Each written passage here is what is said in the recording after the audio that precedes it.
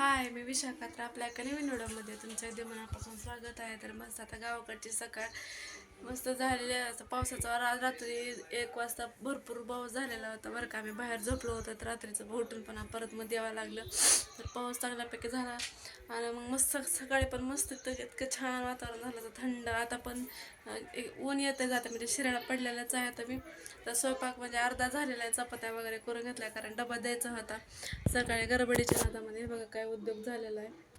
वेळी लागली होती पण इतकं दुखायला ना. आता कांदा वगैरे चिरताना मग म्हटलं बटाट्याची मस्त भाजी करूयात, पण त्याला असं इतकं आग व्हायला ना की बस त्याला काहीच लागू द्यायला. म्हटलं थोडंसं बांधलं स्वयंपाक वगैरे करेपर्यंत. तर बघा कांदा चिरून डोळे कसे आहेत पूर्ण रडल्यासारखे, म्हणजे कांद्याचा एवढं त्रास होत आहे ना की बसच. इकडं मस्त भाजीची अशी काय तयारी करून घेतली होती. तर आता बटाटे वगैरे सोलून घेते. तर मस्त अशी बटाट्याची भाजी करून झाली बरं का. एवढा ठसका उठला ना मिरच्याचा, पूर्ण आवाज बसून गेल्यासारखं झाला. तर इतक्या तिखट मिरच्या होत्या ना. आणि इकडंच आपलं वरण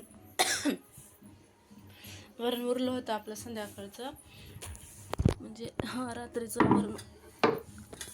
रात्रीचं वरण उरलेलं होतं.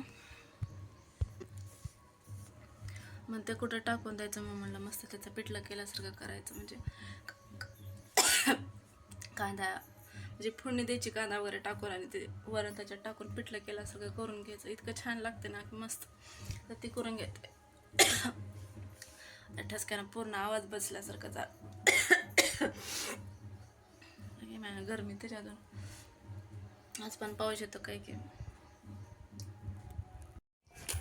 तर हे बघा इकडं मस्त असं वरण हे व्हायला म्हणजे काय म्हणतात ते पिठल्यासारखं मस्त त्याला आटवायला चालू आहे. म्हणजे असं जसं आपण जसं खवा आटवतात ना तसं त्या टाईपमध्ये. म्हणजे असं फोडणी दिली मस्त कांदा वगैरे टाकून, त्याच्यानंतर असं करून पूर्ण एकदम पिठलं जसं बेसन जसं असतं ना आपलं त्यासारखं घट्ट होईपर्यंत असं मस्त त्याला हलवायचं.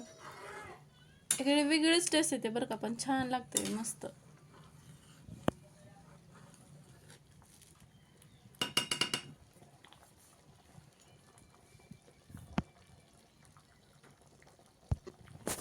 आमच्या मम्मी जी गेलेले आहेत गावाला त्याच्यामुळे सगळं स्वयंपाक काम वगैरे आमच्यावर बसलेलं आहे. सानू मॅडम बाहेर खेळतात. पाऊस पडलाय चिखल, तर मॅडमचं तिकडं तसंच खेळणं चालू आहे. पाऊस पडला पण आता एवढी गरमी होईल ना, असं वाटतं की अजून एक थोडासा पाऊस पडून थंड वातावरण हो. एकदा पाऊस पडून गेला ना की वेगळंच अजून परत वातावरण होतं एकदम गरमीचं असं. अजून आंघोळ वगैरे काहीच नाही बरं का, कारण सकाळी डबा द्यायचा होता त्याच्यामुळे इतका गडबड झाली ना. रात्री पाऊस आल्यामुळे इकडून तिकडं जरा परेशान झाली आणि झोप वगैरे व्यवस्थित नव्हती. त्याच्यामुळे सकाळी जागाच आली नाही. त्याच्यामुळे तुला मला आधी स्वयंपाक वगैरे करून घेतला. आता सगळं भांडे वगैरे आवरून नंतरच मग आंघोळ करूयात. तुला मग भेटतं टायमाला.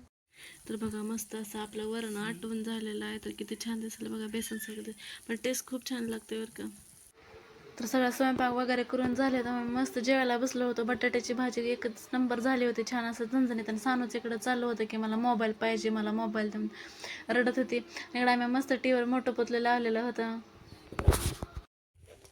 तर मस्त आंघोळ वगैरे करून झाली, जेवण वगैरे झालं, सगळं निवांत झालं बरं का. आता मस्त आता इतके डोळे झाकलेत ना, झोपेले.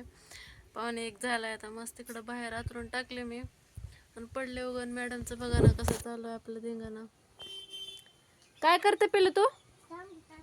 तांदूळ कुणाला? कोंबड्यांची इतकी काळजी घेते. आता त्या जगा का ते मगामध्ये घरातले तांदूळ आणले तर त्यांना संपले की टाकायला लागले, संपले की त्यांना टाकायला लागले. हे ड्रेस बरं का मी शिवलेला आहे बरं का, म्हणजे स्टार्टिंगला जेव्हा मशीन घेतली होती का तेव्हा ट्रायल म्हणून एकदा शिवला होता, पण तेच कंटिन्यू घालून फिरते. मला छान वाटते, मला आवडतं, म्हणजे मोकळा वाटते तिला. साडीचा शिवलेला आहे बरं का.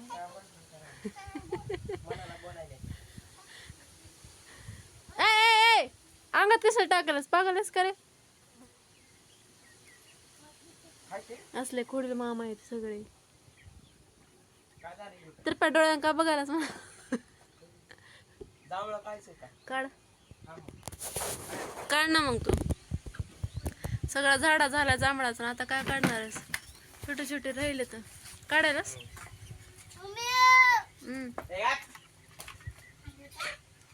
आता जरा मामा चढतोय वर जांभळं काढायला. मस्त जांभळा वगैरे खायला. तर आम्ही रात्री बाहेर झोपलो होतो कारण रात्रभर लाईट नव्हती. इतकं परेशान झाले ना, सानू मामा मी सगळे बाहेर झोपलो होतो, पप्पा वगैरे, कारण लाईट नसल्यामुळं घरात इतकं मच्छर चालत होतं आणि गरमी पण होत होती. तर मस्त वारं सुटलेलं होतं थंडगार, त्याच्यामुळे इतकी छान झोप लागली होती ना, असं अंधार वगैरे छान वाटत होतं. चलो बाय.